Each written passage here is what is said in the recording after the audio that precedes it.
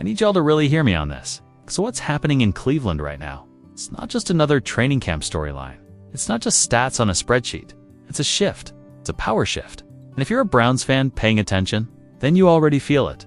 Dillon Gabriel, the quarterback Cleveland spent a third-round pick on, went 3 for 14. Let that sit for a second. 3 completions on 14 attempts. Looked like he was out there blindfolded, just chucking the ball and praying. And while he was out there unraveling like a busted garden hose, on the other end of the field, Shedeur Sanders was putting on another clinic. Calm, cool, unshaken. 7 completions on 10 throws. A touchdown, no turnovers. Just ice in his veins and fire in his game. All right, I'm launching a giveaway like never before. Think you know which Browns quarterback will start the first official game? Drop your prediction in the comments, hit that like button, and make sure you're subscribed, because 5 lucky winners will score a free game jersey. The more videos you comment on, the better your chances. Now let's continue the video from where we left off. This ain't about development anymore. It's not about waiting your turn or learning the system. This is about the Browns front of us trying to protect their pride. They drafted Gabriel higher, and now they're scrambling to justify it, even if it means ignoring the better quarterback. And don't get it twisted. This isn't just a football problem. If Shedeur Sanders had a different last name, he wouldn't be buried behind the second team. He'd be the face of this franchise right now. But because he's Deion's son, the so-called project, the guy everybody wanted to overlook, he's getting third-string reps while the guy next to him can't even complete a slant. Let's stop sugarcoating it. Dillon Gabriel wasn't just bad, he was awful. A T. 1 interception, no rhythm, no poise. Just misfire after misfire in a controlled environment. This wasn't live game pressure. This was scripted practice, padded reps, and he still looked like he didn't belong. Meanwhile, Shedeur stepped into that exact same environment and lit it up again. Fewer reps, less support, or pressure, and still, he made it look easy. And the energy on the field? Different. When Shedeur's under center, guys rally. You can feel the command. That's not hype. That's leadership. That's QB1 energy. But here's the part that blows my mind. Dillon Gabriel got nearly 5 more pass attempts than Shedeur that day, not because he was better, not because he earned it, not because the Browns are playing politics. They handed Gabriel second-team reps and stuck Shedeur with the third string again. It's not about reps. It's about reputation. It's not competition. It's cover-up. And let's call it what it is. If the stats were flipped, if Gabriel had the 71% completion rate, the TD, the 0 picks, and Shedeur went 3 for 14 with a pick, the headlines would be screaming that Gabriel was the future. You wouldn't even hear the word competition. But because it's Shedeur Sanders, the 5th rounder, the influencer, it's a guy with swagger and legacy and that last name, suddenly, it's all complicated. The Browns aren't running a quarterback battle. They're running a draft investment protection program. They picked Gabriel in the 3rd. They picked Shedeur 2 rounds later. Instead of admitting they may have gotten it backwards, they're doubling down. And for what? Ego? Pride? Saving face. Because if they admit Shedeur's the better quarterback, which the film already shows, then they have to admit the front office whiffed. Have to admit that Deion Sanders' son, the confident, branded, unfiltered quarterback that the league tried to humble, is actually that guy. And let's be real, the NFL still has a problem with quarterbacks like Shedeur. He's not just talented, he's vocal, he's visible. He's got money, style, power, influence that threatens the old playbook. Guys like Gabriel, they're safe, they're quiet. Okay, say yes, sir, but Shedeur, it's rewriting the script, and that makes people nervous.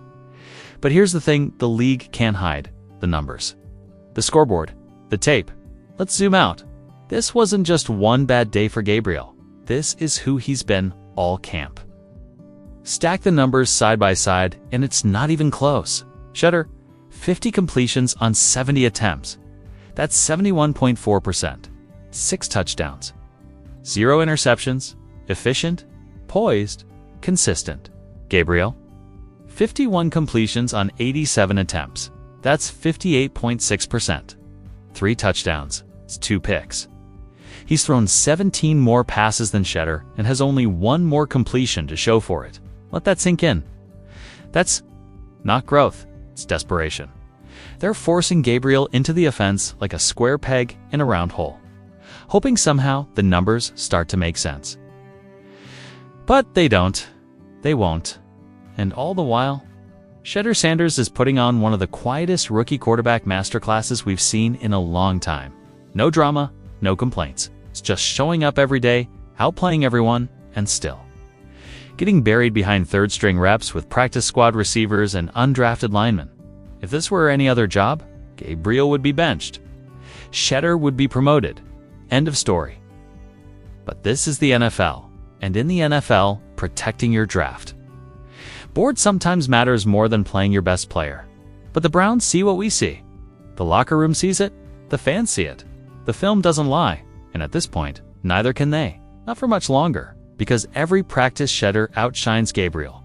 The truth gets louder, and eventually, even the front office won't be able to ignore it. Shedeur Sanders isn't just making a case for QB1, he's making it impossible to keep denying him the throne. See? The Browns want you to believe something. I want you to buy into this story that Dillon Gabriel, yeah, the guy they reached for in the draft, the guy nobody had in their top 50, is somehow winning this quarterback battle. Let me be real with you. They're not fooling anyone, least of all the locker room. Because while the front office keeps propping him up, while they keep feeding the media this narrative like it's gospel, the truth is unfolding right in front of our eyes, and it's loud. Gabriel, he's not just struggling, he's flailing. He's overthrowing screens, throwing hospital balls into coverage, going 3 for 14 in open camp while reporters and teammates literally side-eye each other like, yo, this can't be serious.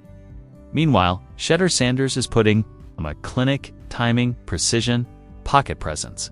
He's leading receivers into space like a vet, no turnovers. He's hitting that 70% plus completion rate while running with the third team. And somehow, despite every measurable, every intangible pointing in one direction, the Browns are still clinging to this illusion that Dillon Gabriel deserves the reps, deserves the opportunity, deserves the future.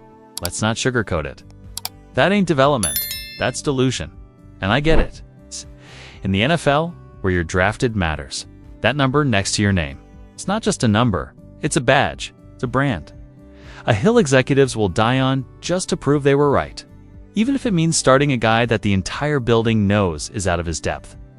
But when you're forcing that mistake onto the field, when you're protecting your pride instead of your future, you're not managing a team, you're sabotaging one. Because let's talk about the real reason Shedeur Sanders isn't being fast-tracked right now. It's not about performance. It's not about readiness. It's about control. See, the NFL has a Deion Sanders problem. They love what he did as a player, but they can't stand what he represents now. Power, independence, and a voice they can't silence. And now his son, Shedeur, he's walking that same path. It's polished, confident, media savvy. Quarterback who doesn't grovel, who knows his worth. That terrifies certain people. They didn't draft him late because he lacked talent. They drafted him late to send a message. To humble him? To humble them.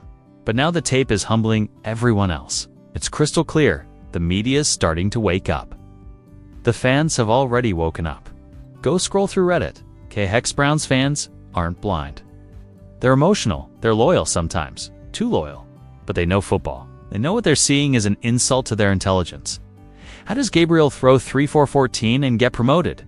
How does Shedeur stack elite practice after elite practice and stay buried behind guys who've done nothing? One fan laid it out best. Shedeur, 71.4% completion, 6 touchdowns, 0 picks. Gabriel, sub 60%, 2 picks, and 17 more attempts. That's not a competition, that's domination. It's checkmate in the first quarter, and when fans can break it down better from their couch than the coaches can on the field. You've got a problem? Let me take it further. You want to know why this matters so much? Because this isn't just about who starts week 1. This is about who this franchise wants to be. Are you a team that rewards production, or one that protects mistakes? Because the players know. The vets on that field see Shedeur sling that rock with NFL timing and touch, and then they watch Gabriel throw another duck into double coverage. And they're not stupid. You can't lie to the locker room, and the longer you do, damn it you do. Because here's the storm that's brewing. Preseason's about to hit. Gabriel's probably going to get the lion's share of reps, and every 3-and out, every missed throw, every boo from that home crowd. That pressure's going to boil. Reporters are going to press harder. Questions are going to get louder. And when the veterans in that locker room see it play out on game film, see the wrong guy getting handed the keys, the whispers are going to start. And then, you've got a full-blown quarterback controversy that you created. This didn't have to happen. It could have been simple. Just let the best man win. But instead, Cleveland's front office chose ego over evidence. They chose loyalty to a draft pick over loyalty to the truth. It's going to cost them. Because Shedeur Sanders isn't just better than Dillon Gabriel. He's so much better. It's offensive we're even having this conversation. And if this keeps up, if Shedeur's still riding the bench mid-season while Gabriel tanks drives and wastes possessions, don't be surprised if Shedeur's suiting up for another team by 2026 and lighting Cleveland up from the opposite sideline. Because that moment is coming. This ain't just a quarterback competition anymore. This is an indictment on the front office, on the scouting department, on every executive who looked at Dillon Gabriel's 5'10" frame, erratic mechanics, and inconsistent film and said, "That's our guy." While Shedeur, cool, accurate, polished, and composed, sat on the board, kept falling. A little reminder, I'm launching a giveaway like never before. Think you know which Browns quarterback will start the first official game? Just drop your prediction in the comments, hit that like button, and make sure you're subscribed because 5 lucky winners will score a free game jersey.